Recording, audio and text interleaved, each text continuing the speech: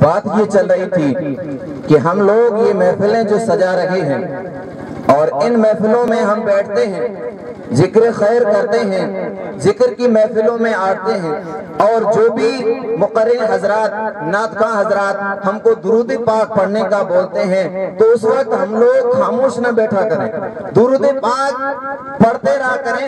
ارے درود پاک کی اگر فضیلت کو دیکھا جائے تو جو چیز کھٹی ہوتی ہے اور درود پاک پڑھتے ہیں تو اس میں مٹھاس پیدا ہو جاتا ہے۔ میں زیادہ وقت نہ لیتے ہوئے صرف درود پاک کی فضیلت پر ایک ہی بات بتاتا چلوں جس سے آپ لوگوں کا دل جو ہے وہ جگ جائے، اور پھر کوئی اگر کہے کہ درود پاک پڑھو تو آپ خاموش بیٹھے ہوئے ہمیں نظر نہ آئے۔ آئیے دوستو، اللہ کے پیارے بندے، برگزیدہ بندے جنہوں نے دلائل الخیرات شریف 200-300 صفحات کی جو کتاب ہے، درود شریف کی جو کتاب ہے، خاندان نقش بندیہ میں یہ کتاب رائج ہے۔ ہر بزرگ کا یہ طریقہ ہے کہ وہ قرآن پاک کے بعد اس کتاب کا روز صبح ایک حزب پڑھتے ہیں، اور پھر جب یہ اس کتاب کے لکھنے کی وجہ اگر دیکھی جائے تو پاکستان کی سرزمین پر ایک اللہ کا برگزیدہ بندہ، ایک مقبول بارگاہ بندہ جنہوں نے اپنے قافلے کے ساتھ سفر کیا، سلیمان مخزومی نام کر کے ان کا الگ الگ روایات میں ہے۔ پھر جب وہ فرماتے ہیں کہ ہم لوگ، ہمارے ساتھ قافلہ تھا، ہم 30-40 لوگ تھے، چلتے چلتے ایک میدان میں پہنچتے ہیں جہاں پر ہم کو پانی نظر نہیں آ رہا ہے، نہ تو کوئی ایسا مکان ہے جس سے ہم پانی طلب کریں، نماز کا وقت ہے، نماز کا آخری وقت ہے، اب وقت جا رہا ہے، نماز بھی ادا کرنی ہے، اب کیا کریں؟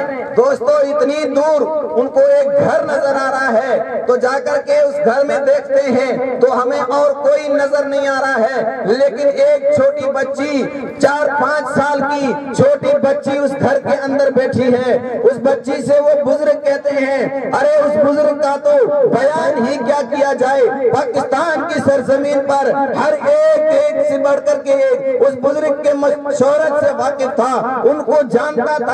جب وہ بزرگ اس بچی کے در پر دستخط دیتے ہیں تو بچی نے دروازہ کھول کر کے پوچھا کہ آپ اتنے بڑے بزرگ ہو کر کے آپ کا چہرہ، آپ کی شہرت تو پوری دنیا کے اندر چمک رہی ہے، آپ آج اس غریب خانے پر کیسے تشریف لائے؟ اس بزرگ نے کہا نماز کا آخری وقت ہے، نماز کا آخری وقت ہے، وقت نکل رہا ہے، ہم کو نماز ادا کرنی ہے۔ تو بچی کہتی ہے آپ کو چاہیے کیا؟ تو اس نے کہا کہ مجھے رسی یا کوئی ڈول ہو تو دے دو، میں فلاں کنویں پر جا کر کے پانی نکال کر کے وضو بنا کر کے ہم اللہ رب العزت کا فرض ادا کریں۔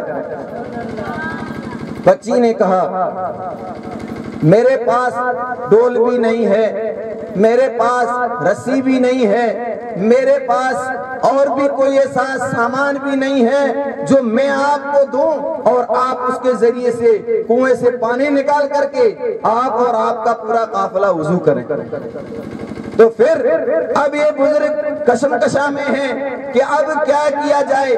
تو دوستوں اور بزرگوں، اس بچی نے کہا چلو میں آپ کے ساتھ چلتی ہوں اور میں آپ کو پانی نکال کر کے دوں گی اور آپ اس پانی سے وضو بنا کر کے اللہ رب العزت کا فرض ادا کریں۔ سبحان اللہ دوستو، قربان جائے اس بچی کے اس عرض پر۔ جب اس بچی کا یہ جواب سنا تو پورا کا پورا قافلہ ایک دم تعجب میں پڑ گیا کہ بات کیا ہے اصل۔ جب اس کے پاس ڈول بھی نہیں، اس کے پاس رسی بھی نہیں، اس کے پاس کوئی اور چیز بھی نہیں جس سے یہ ہم کو پانی نکال کر کے دے اور ہم وضو بنائیں، بات کیا ہے اصل؟ جب اس بچی کو ساتھ میں لے کر کے کنویں پر آتے ہیں، کنویں کی گہرائی کا پانی جو ہے بچی نے آتے ہی اس کے اندر دم کیا اور اس گہرا پانی جو تھا نیچے کا پانی اوپر ابھرنے لگا، دریا کا پانی پانی اوپر ابلنے لگا، بزرگ نے تو پہلے وضو کیا، جو بھی قافلہ تھا وضو کر کے نماز ادا کی، کیونکہ نماز کا آخری وقت تھا، وقت نکل رہا تھا۔ نماز ادا کرنے کے بعد اس بچی کے گھر جاتے ہیں۔ بچی نے تو اپنا کام کر کے واپس گھر پہنچ گئی۔ اب بزرگ واپس جاتے ہیں پورے قافلے کے ساتھ، اور جا کر کے بچی کو بلاتے ہیں، اے بیٹا تو بتا تو صحیح، تیرے پاس نہ تو کوئی ڈول تھی، نہ تو کوئی رسی تھی، نہ تو کوئی اور چیز تھی جس سے تو ہم کو پانی نکال کر کے دیتی، اور تو نے ایسی کیا چیز کی ہے جس کی وجہ سے اللہ رب العزت کی پیدا کی ہوئی چیز پانی وہ بھی نیچے سے اوپر ابلنے لگا، ایسا تیرے پاس کیا تھا؟ اب دوستو بچی کا جواب سنیے، وہ بچی کیا جواب دیتی ہے؟ میرے پاس اور کوئی چیز نہیں ہے۔